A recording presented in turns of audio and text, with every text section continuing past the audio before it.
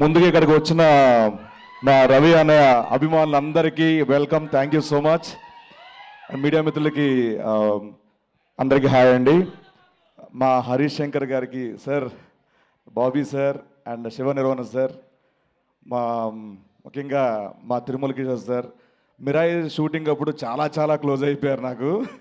అంటే ఆయన డైరెక్షన్ ఇవన్నీ నాకు చాలా ఇష్టం. బట్ ఆఫ్ స్క్రీన్ ఆయన తిరుమల కిషోర్ గారిలా ఒక వ్యక్తిలో చాలా చాలా ఇష్టం. ఆయన టైమింగ్ ఇవన్నీ fantastic sir. Thank you so much దీనిలో ఒక అవకాశం ఇచ్చినందుకు.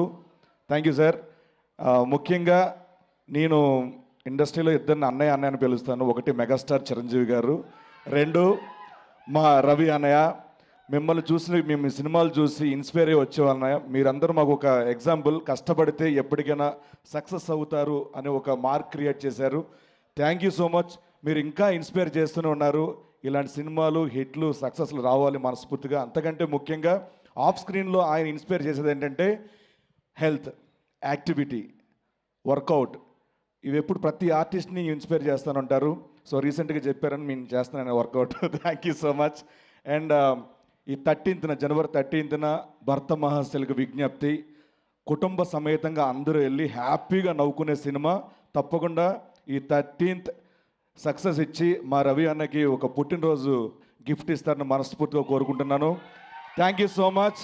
Love you all. Thank you, thank you so much. Same thing నువ్వు ఒకవేళ కనుక సౌదీలో ఉండుంటే ఎలా చెప్తావో ఆ లాంగ్వేజ్లో చెప్పు. సేమ్ ఇదంతా ఈ సినిమాకి సంబంధించిన ఇన్ఫర్మేషన్ మొత్తం దుబాయ్.